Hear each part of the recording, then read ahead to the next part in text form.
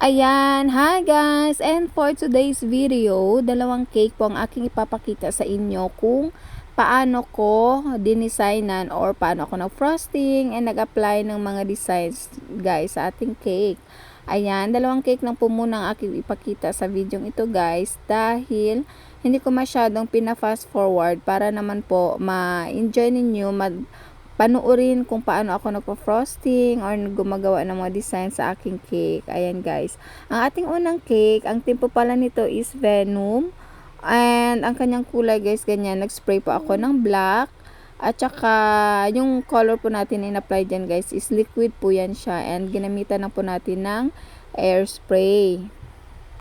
Sa mga ganitong kulay guys, like red, black, basta any dark color, ang ginagawa ko po is, ang ginagamit ko pala is air spray guys. Kasi para hindi siya masyadong kalas sa ice sa food color guys. Kasi pag yung direct natin sa frosting ilalagay or direct natin sa icing ilalagay yung food color and then mix hanggang ma-achieve ang ating dark color is medyo mapapagastos ako sa food color guys kasi hindi ganun siya, hindi agad ganun ka dark ang ma-achieve natin, kaya kailangan natin ng maraming food color, while dito naman po sa air spray is madali lang po nating mapadark yung kulay. Ayan nga guys.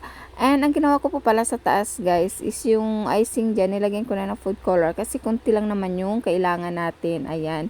At saka sa side, ganyan, kunting red lang po yung design na gagamitan natin ng icing. Kaya, ayan, naglagay na ako agad sa icing ng kanyang food color. Kasi hindi ko naman ma-apply guys na naka-spray. Kasi may black na siya and then pag mag-spray tayo baka magkalat yung red dun sa, sa red, sa black. And then, maging pangit ang design. And ayan nga guys, sa nakikita nyo, gumagawa na po tayo dyan ng web na design. Ayan. Ayan guys, hininaan ko na po yung ating video para ma-enjoy nyo naman po mapanood yung ating mga pag-apply ng design ng ating cake. And ayan nga guys, minsan pag gumagawa po ako ng mga web na design guys, hindi ko ma-perfect straight line kasi nga minsan yung kamay ko pagpagod na, nanginginig na siya guys mag-pipe. Pag lalo na yung mga design na kailangan ng straight lines, yung kailangan ng concentration, ganun. Pagpagod na hindi ko ma-achieve yun, ganun ka straight.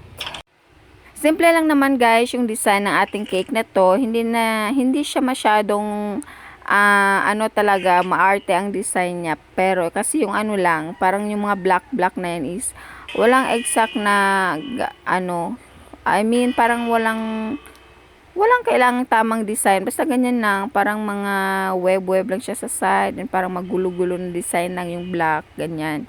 Ang nagpahirap lang sa atin dito guys is yung character na Venom dyan sa taas ng cake. And ayan nga guys, sa nakikita nyo, gumagawa po ako niyan ng fondant details na yun nga yung mukha ng yung sa Venom. Hindi ko kilala nung character yun na ba yun si Venom. Basta ganun na yun guys.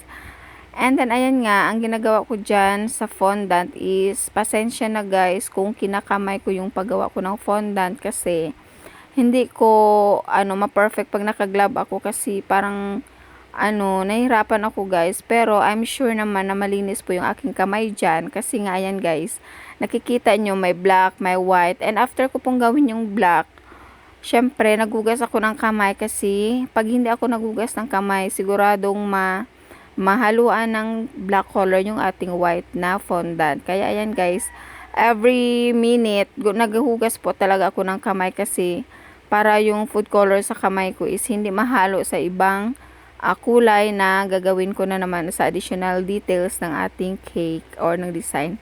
And ayan na nga guys, natapos ko na po yung ating design dyan sa taas. And sa nakikita nyo, medyo madali lang siyang gawin, but sa totoong buhay guys, nahirapan ako mag-cut sa mga ngipin ni Venom kasi masyadong maliit and yung dumidikit siya sa ating cutting knife pang design ganun. Kaya medyo natagalan ako doon. And ayan nga, ganyan lang yung design ng kanyang name.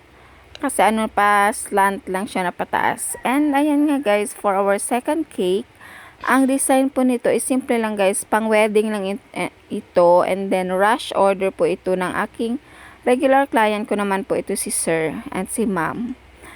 And then, ang design na to guys is wala silang binigay sa akin na exact design, but ang sabi lang niya is, ate, ikaw na lang po yung bahala sa design, basta pang wedding.